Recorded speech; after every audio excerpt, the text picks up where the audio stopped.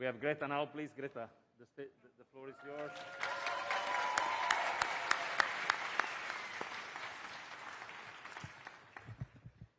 I'm a bit too short, am I not?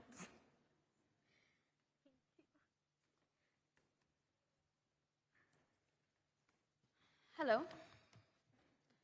and thank you, Vanessa.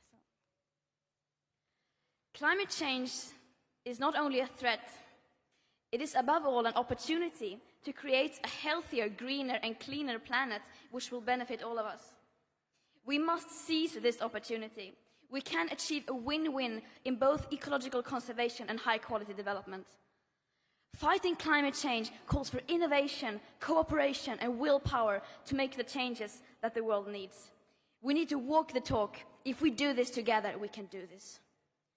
When I say climate change, what do you think of? I think of jobs. Green jobs. Green jobs.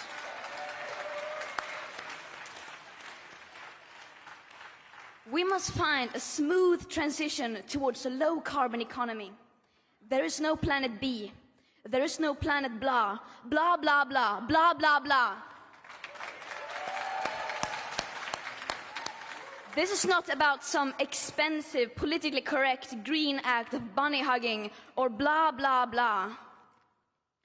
Build back better, blah, blah, blah. Green economy, blah, blah, blah. Net zero by 2050, blah, blah, blah.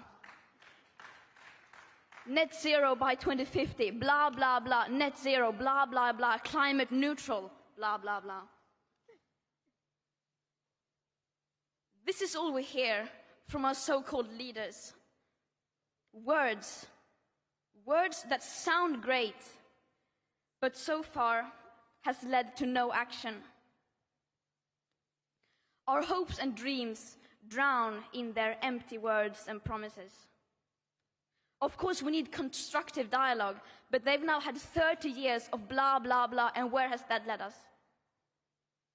Over 50% of all our CO2 emissions have occurred since 1990, and a third since 2005. All this while the media is reporting on what the leaders say that they are going to do, instead of what they are actually doing.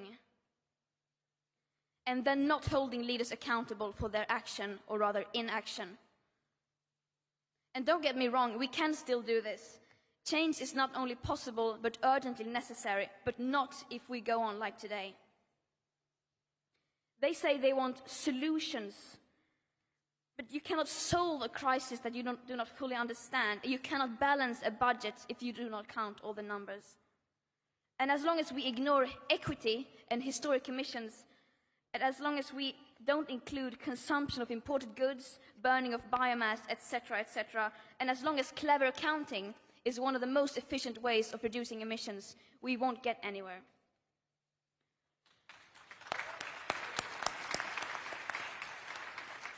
And the climate crisis is, of course, only a symptom of a much larger crisis.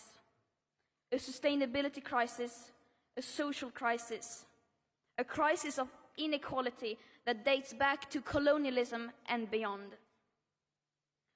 A crisis based on the idea that some people are worth more than others and therefore have the right to exploit and steal other people's land and resources. And it is very naive to believe that we can solve this crisis without confronting the roots of it. Right now, we are still very much speeding in the wrong direction. 2021 is currently projected to experience the second highest emission rise ever. Only about 2% of government recovery spendings have been allocated to clean energy measures. And according to a new report by the UN, global emissions are expected to rise by 16% by 2030 compared to 2010 levels. Our leaders' intentional lack of action is a betrayal towards all present and future generations.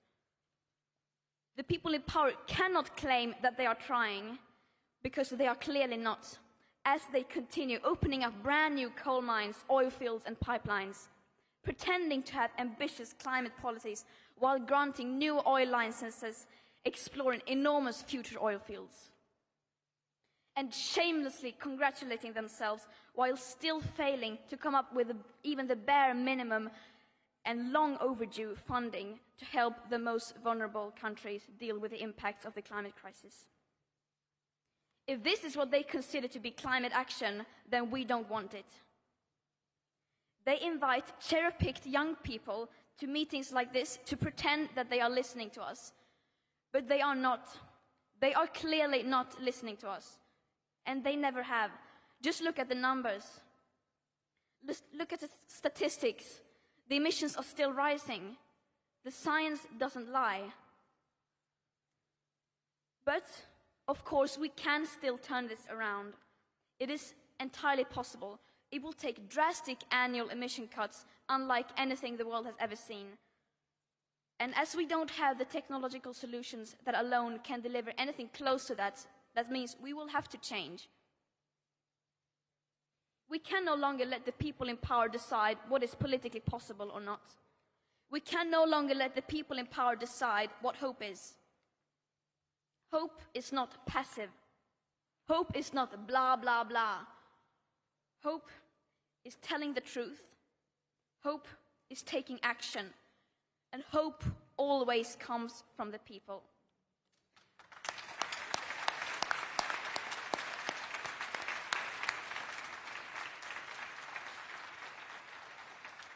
And we the people, we want a safe future. We want real climate action and we want climate justice. Did you hear me? What do we want? Climate justice! When do we want it? Now! What do we want? Climate justice! When do we want it? Now! The leaders like to say, we can do this. They obviously don't mean it, but we do. We can do this. I'm absolutely convinced that we can. But it starts with the people.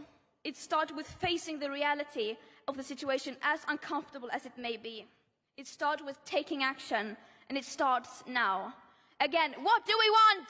Climate justice! When do we want it? Now! What do we want? Climate justice! When do we want it? Now! What do we want? Climate justice! When do we want it? Now! What do we want? Climate justice! When do we want it? Now! Thank you.